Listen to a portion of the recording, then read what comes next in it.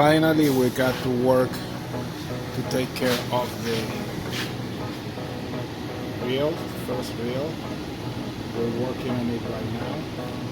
We already pulled out all the old caulking, so we're gonna start taping this area and get it ready for a new seal that will secure no more further leaks on this area of the RV. We took a little break just to re-energize, and we're gonna then move to do the second reel to make sure the blood reels are being handled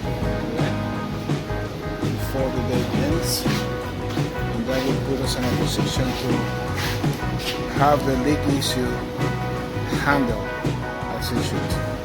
So we'll continue later on. This is